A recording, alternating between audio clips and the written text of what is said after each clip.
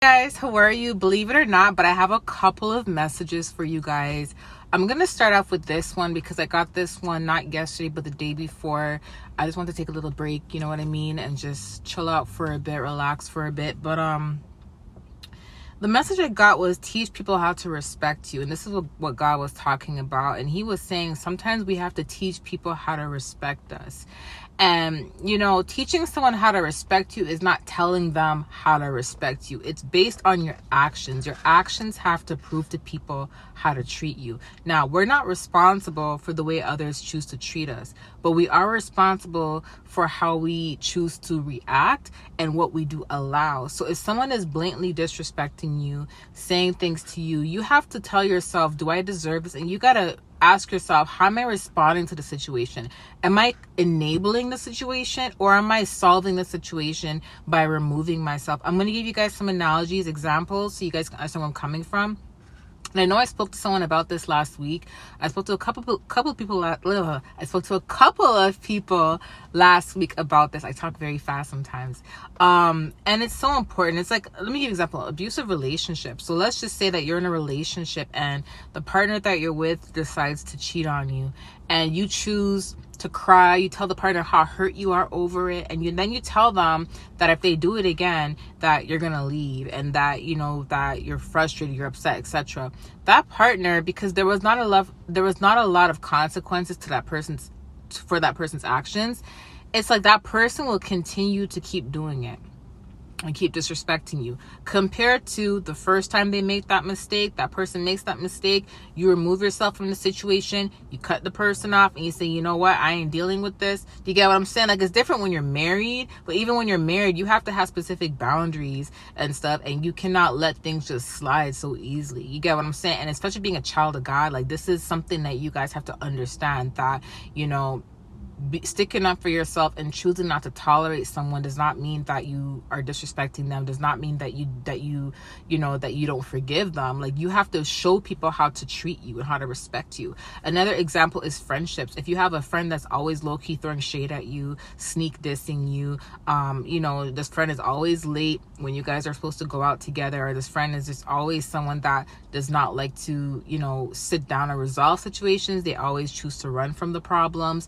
It's kind of like, you gotta be like, you know what, this is disrespectful towards me because I'm your friend, and every time something goes wrong, I'm always the one trying to amend things, I'm always the one trying to fix things, I'm always the one taking the blame for things. It's like you're always kissing this person's butt, basically, you know what I mean? And when it comes to situations where they have to take responsibility, they don't do it, but you kind of always allow it. If you always allow this to happen, that's enabling toxic behavior. So the first time someone disrespects you, you can't let it slide, because you got to teach people how to respect you, even if it's someone new.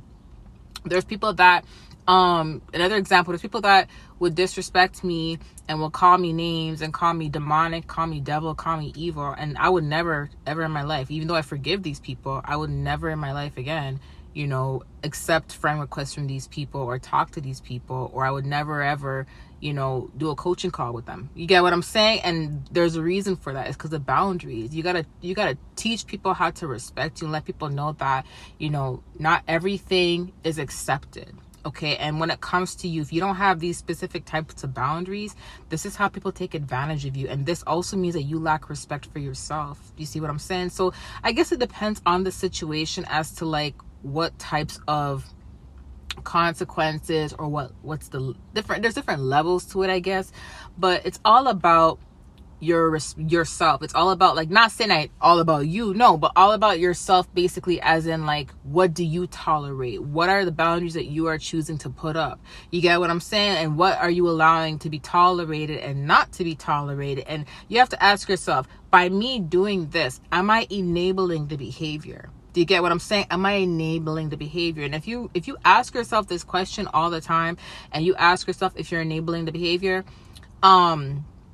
you will realize, yes, I'm enabling this behavior, or no, I'm not enabling this behavior. And that's how you can make your decision. Do you get what I'm saying? And you can't be afraid to lose people who disrespect you, period. Because you losing these people who disrespect you is not really a loss. If you really take it in, it's not really a loss. If anything, they lost you. You get what I'm saying? But you have to give yourself enough respect and love yourself enough to say, you know what, I'm not going to tolerate that. And Trust me, people will know from the first time they disrespect you. They'll know from the first time they disrespect you. They'll know whether you are someone that tolerates or don't tolerate. You get what I'm saying? And it's not that you can't take people back into your life, but at the same time, you know, if someone disrespects you and you put some restrictions, boundaries on your friendship or whatever, relationship, whatever, and this person doesn't have the same type of access that they had to you before, best believe if this person really wants to be in your life, they're gonna fight to be in your life, and they're gonna fight to prove themselves, right?